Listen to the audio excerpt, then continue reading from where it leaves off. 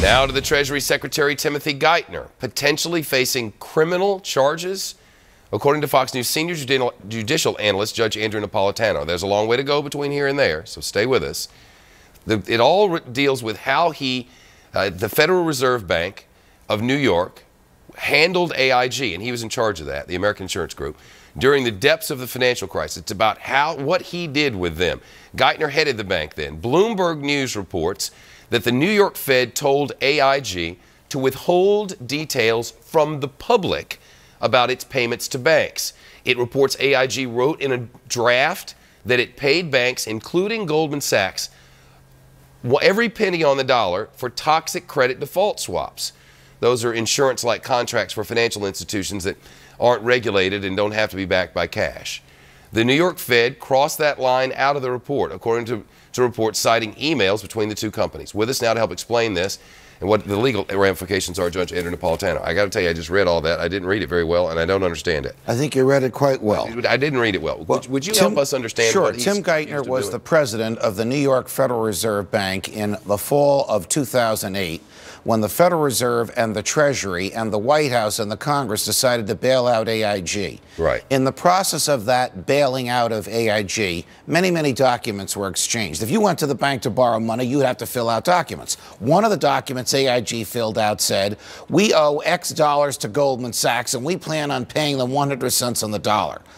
According to Bloomberg, emails that came out yesterday say that lawyers for the Federal Reserve Bank said, we were told to strike this from the form so that AIG would not reveal to the Treasury Department or to the public that this money was going to be paid to Goldman Sachs, because that's a politically toxic issue. Goldman Sachs making a fortune, making 100 cents on the dollar with federal funds. Now, if you go to buy a $25 savings bond from the federal government and you falsify the document to acquire that bond, you can go to jail. That's right. If you borrow $185 billion from the government, like AIG did, and you falsify a document, even if the government told you to do so, the people involved can go to jail. According to Bloomberg, one of the people who told them to do so was the now Treasury Secretary Timothy Geithner. All right. Now, they're alleging that they kept it from the people, that they didn't make it public what they were going to be doing with this money. But is that to say that the government didn't know either? Good question. If they just kept that would be a key, wouldn't it? They just kept it from the public, there is no crime. And Geithner may actually be commended for his political wisdom.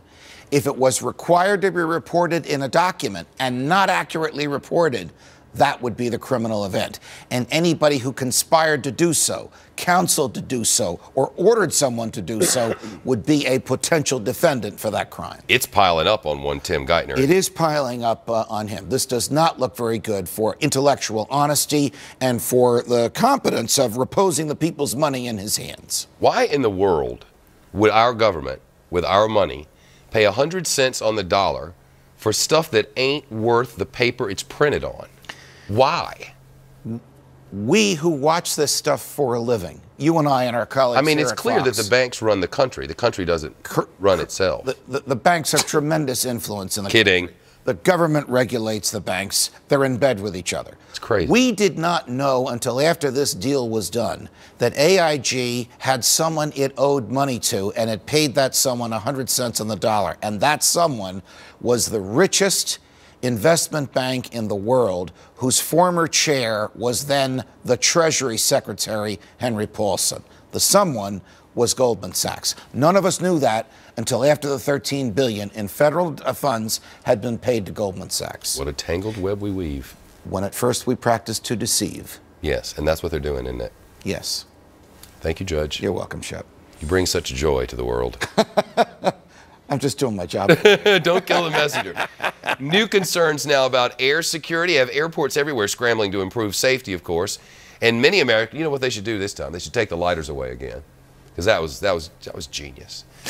Many Americans are questioning the officials in charge of it. You know, all they had to do, if the Newark thing wouldn't have happened, if they just had the guard sitting in his chair. And now they want to put dude who gave a kiss to his girlfriend or whatever in jail. Stop it.